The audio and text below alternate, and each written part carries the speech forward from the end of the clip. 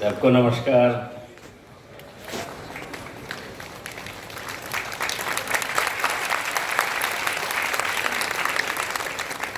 Hindu college के 125 साल के अवसर पर डाक टिकट रिलीज करने हेतु आज के इस गौरवमय अवसर पर पंचासीन professor Yogesh Kumar Singh, vice chancellor Delhi university, TCA Rangachari ji, chairperson Hindu college,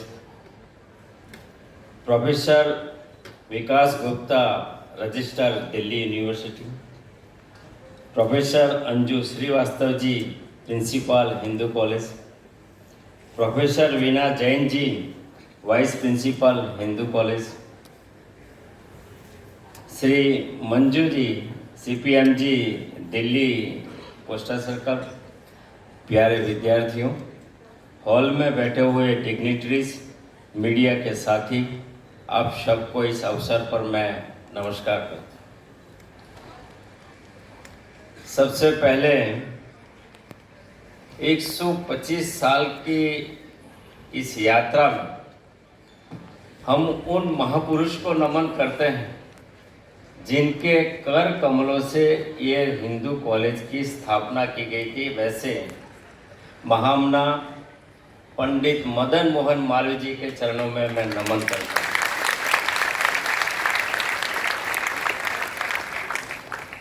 और आज के अवसर पर मैं उन पूर्व फैकल्टीज, मैनेजमेंट, स्टूडेंट्स जिन्होंने 125 साल तक कंट्रीब्यूशन किया और आज के इस वर्तमान में आज जो इस हॉल में उपस्थित है, इन सबको मैं बहुत बहुत बधाई देता हूँ।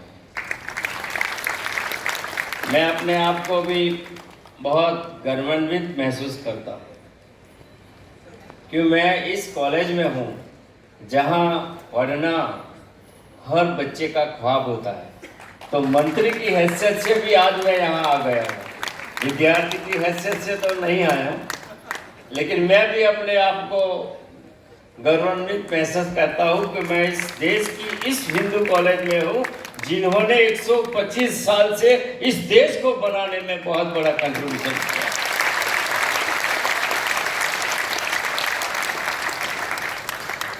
हिंदू कॉलेज का योगदान स्वतंत्रता के पहले भी था और बाद में भी रहा है।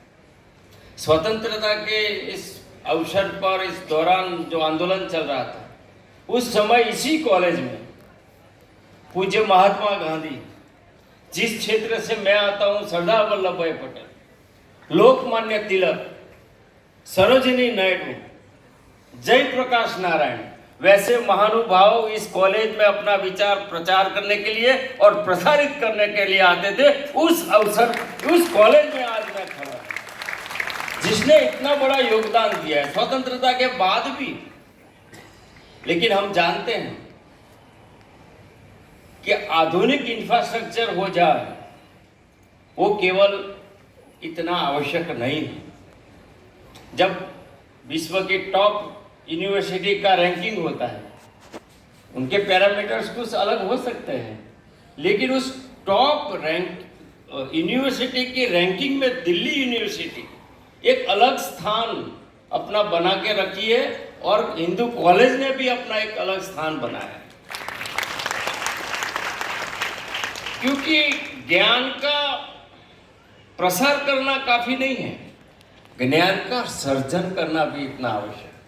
और दिल्ली में ये दिल्ली यूनिवर्सिटी, हिंदू कॉलेज न केवल ज्ञान का प्रसार करती है लेकिन रिसर्च भी करती है। और क्वालिटी एजुकेशन कैसे हो, उस एजुकेशन के साथ अच्छा इंफ्रास्ट्रक्चर भी कैसे हो। तो दिल्ली यूनिवर्सिटी ने एक अलग, बाकी कॉलेजेस और इंफ्रास्ट्रक्चर बनाने के लिए एक अलग कोशिश किया है। गवर्नमेंट की ओर से एड्स तो मिलता है, लेकिन आपने अपने भूतपूर्व विद्यार्थियों से और अपने जो CSR एक्टिविटीज होती है, समाज सेवी संस्था है, उन्हीं की मदद से भी इंफ्रास्ट्रक्चर बना है। और आज इस हॉल में मेरे सामने माननीय सांगे नारिया है, जिनकी कारण ही इतना सुंदर हॉल बना है। तो ये समाज सेवियों से डोनेशन लेना, इंफ्रास्ट्रक्चर बनाना। तो आज जब देश में एक क्वालिटी एजुकेशन की आवश्यकता है, क्योंकि हम जानते हैं कि हमारी परंपरा, हमारे ज्ञान की परंपरा, हमारे गौरवशाली इतिहास रहा है। ये वो देश है जहाँ तक्षशिला, जहाँ नालंदा, वैसी संस्था में विदेश से भी विद्यार्थी आते थे, विदेश से भी लोग यहाँ ज्ञान के हेतु आते थे। और ज्ञान का आज इतना बड़ा सर्जन है।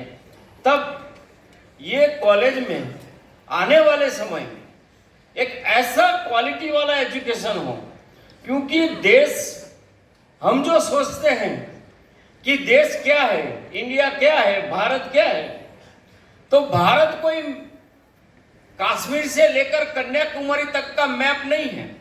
और हम जो तिरंगा देख रहे हैं वो भारत नहीं है। भारत आप है, भारत मैं हूं, भारत इस हॉल में बैठा।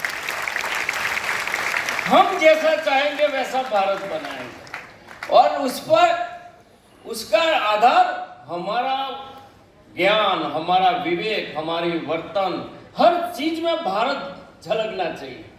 और इसी भारत को बनाने के लिए हिंदू कॉलेज ने कई पीढ़ियों को ज्ञान दिया है। ये ज्ञान की परंपरा को आगे बढ़ाया है, क्योंकि हमारी ज्ञान की परंपरा तो गुरुकुल की प्रथा रही है। और आज जो नई एजुकेशन पॉलिसी आई है उसमें भी उस गुरुकुल की परंपरा का कहीं ना कहीं असर दिख रहा है। नेशनल एजुकेशन पॉलिसी आदरणीय प्रधानमंत्री जी ने जो बनाई है, समय अनुसार पढ़ने की बात कर रहे हैं। हम ऐसे फ्लेक्सिबल आज एजुकेशन दे रहे हैं, जो फ्लेक्सिबिलिटी उस समय थी।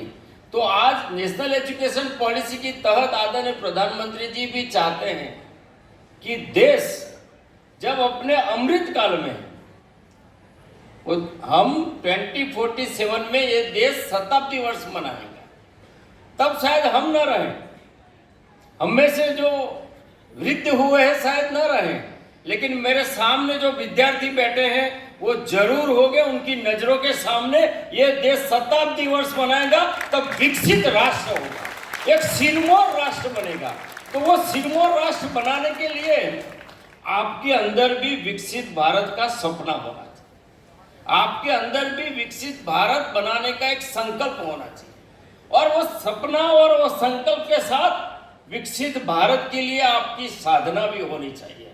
और ये संकल्प, साधना और इसी के साथ आपका एक समर्पण होगा। तो इस समर्पण के साथ आने वाले समय में देश के यशस्वी प्रधानमंत्री, विश्व के सर्वाधिक लोकप्रिय नेता चाहते हैं कि हमारा राष्ट्र सिरमौर राष्ट्र बनेगा। और इस सिरमौर राष्ट्र में हिंदू कॉलेज के विद्यार्थियों का एक अलग कंट्रीब्यूशन हो। इसी शुभकामना के साथ आज के अवसर पर जब डाक टिकट रिलीज होता है तो मैं भी अपने आप को गर्वान्वित महसूस होता हूं कि मैंने उस कॉलेज को, जो 125 साल तक इस देश को बनाने में सबसे ज्यादा योगदान दिया है, उस कॉलेज के लिए हमने एक छोटा सा एक हमारा नमन इस डाक टिकट के जरिए कर रहे हैं। आप सबको बहुत बहुत शुभकामनाएं।